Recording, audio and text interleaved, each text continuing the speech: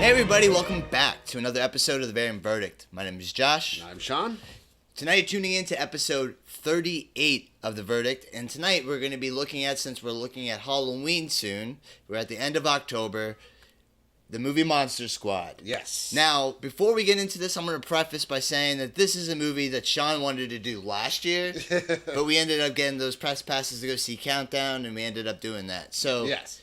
It's high time we got to it, right, Sean? I'll let you lead on this one. Yes. Now, this is actually, for sure, my favorite Halloween movie.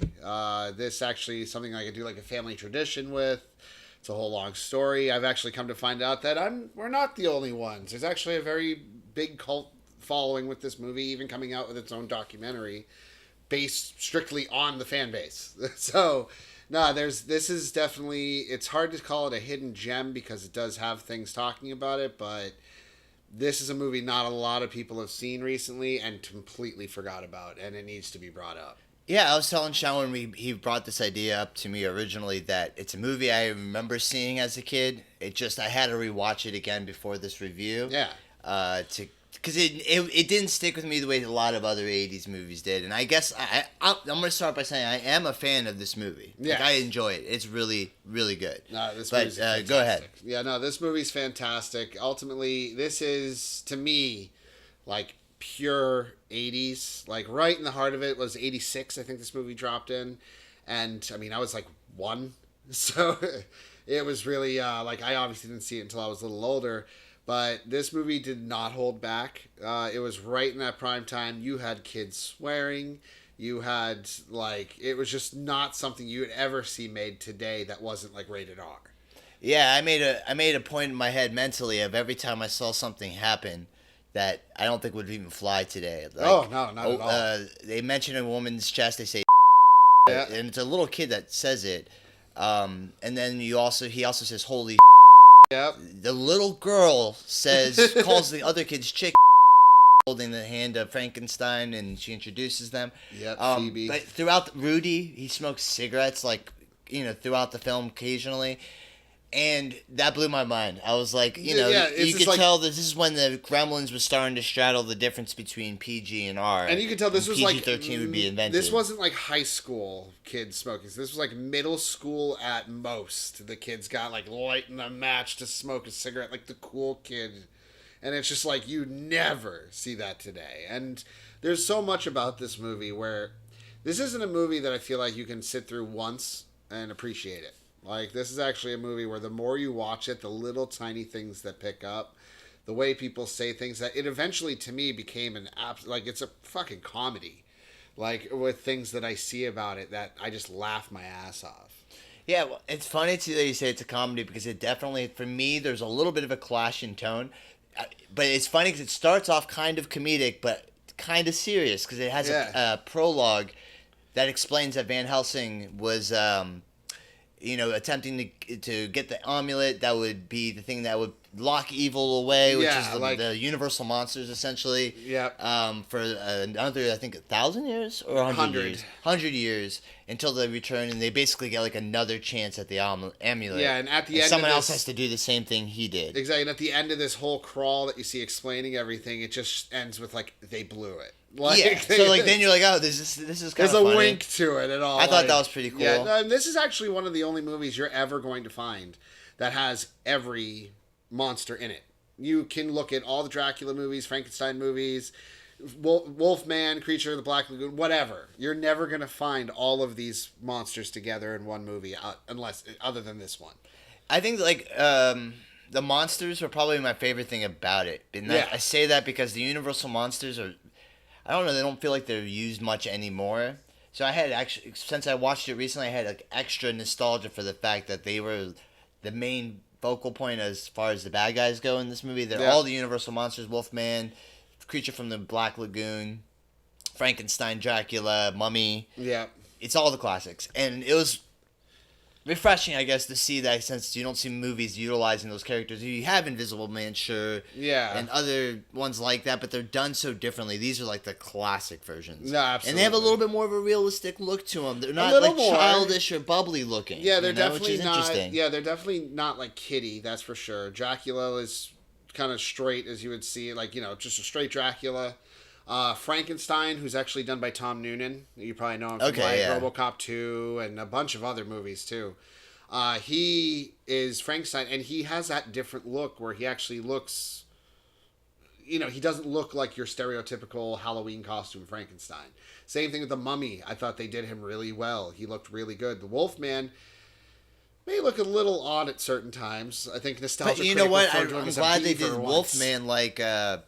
It's almost like American Werewolf in London style Wolfman. Yeah. Where, like, they make him almost frightening looking versus, like, you know what I mean? Like, puppyish or doggish. He's more like a really frightening looking, like, John Landis style fucking werewolf. And I thought that was kind of cool. No, and it was. And I'll even say, like, back when I was little watching this movie, the creature from the creature from Lagoon or whatever, they used to bug me out. Like, when he pulls out Frankenstein. No, I can see how children would think this is genuinely creepy stuff. Like, I would have been a little unnerved by some of it. And what's funny is, on the subject of the Wolfman, did you see who plays him? Yes, and actually I didn't even realize who it was until you pointed it out to me.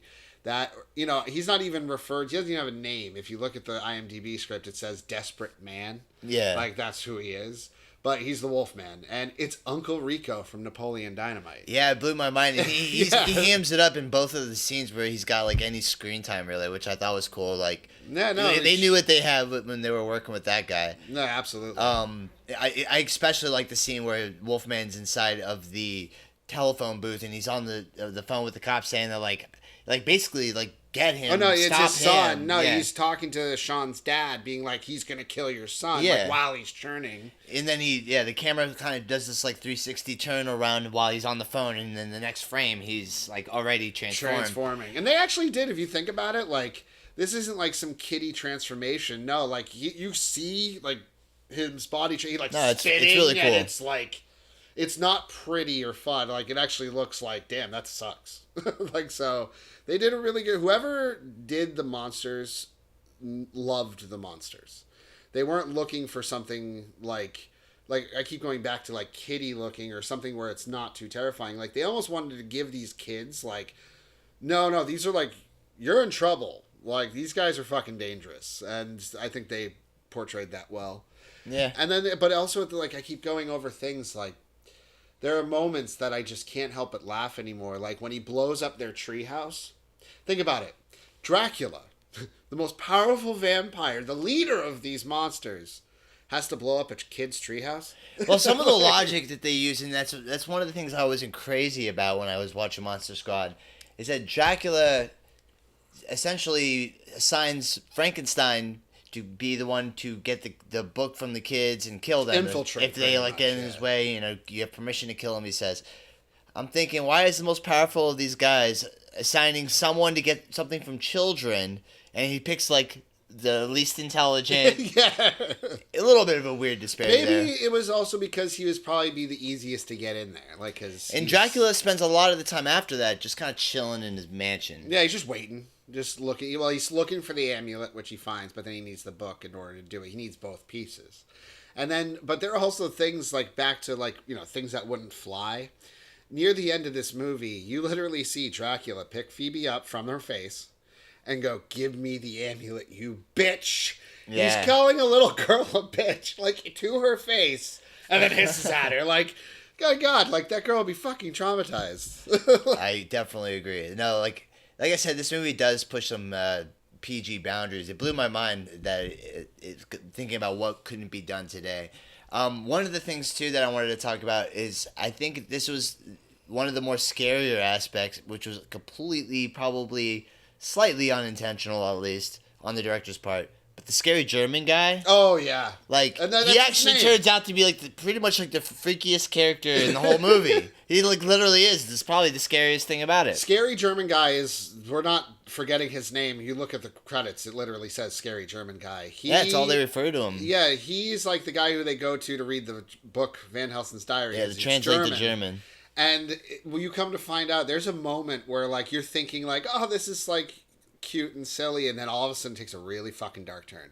Yeah, that's what I brought this up. I said, Sean, like, right when the guy closes the door, he, like, knew right away what I was talking about. Yeah. And he's like, yeah, the concentration camp thing. And yeah, there's a scene where the kid turns around and actually says to the scary German guy, Man, you sure know a lot about monsters. it's like showing him he's not a vampire, looking in the mirror, that sort of thing, and he shows his knowledge.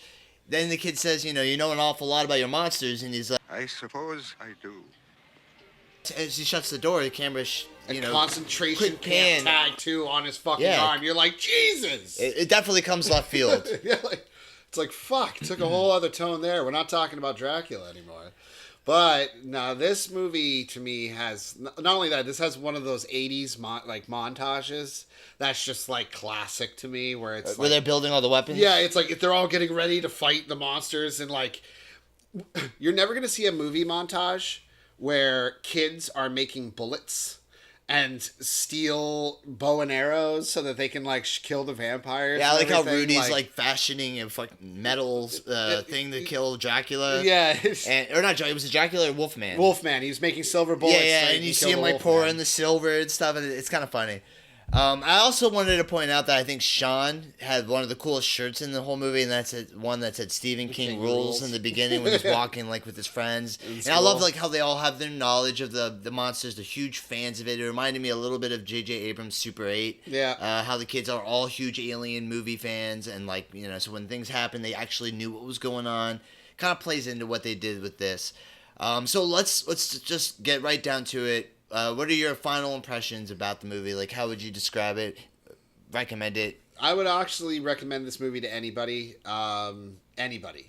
And yeah, I saw it when I was a little kid, and it might be a little intense for children, today's, PC-wise and everything. But fuck it, show them. Add a little excitement to their, diet of movies.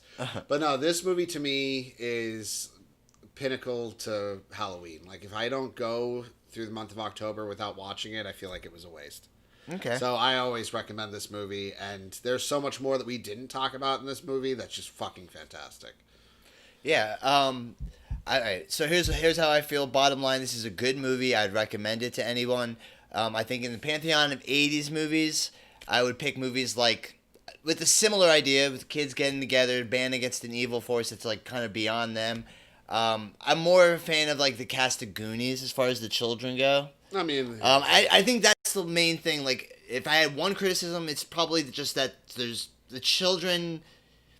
To me, have been done better in similar scenarios in other 80s movies. Like, that clearly use the same trope. Yeah, but don't forget, though, this movie answered one major question the world has wanted to know.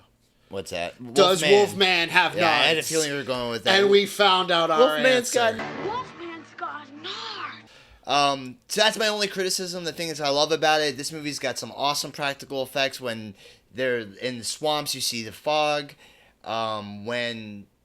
you see the costumes of all the Universal monsters. The prosthetics look really good. It's really Halloween. Exactly. I get that's the vibe. what I'm talking about. So that's what it's all about. That's how I feel about it. It's not my favorite, but I would totally recommend it. There's a lot worse that you could be watching for Halloween than this movie. Yes. All right, guys. Thank you for coming back, and make sure you guys like, share, and subscribe. All right, guys. We'll see you next time. Happy Halloween.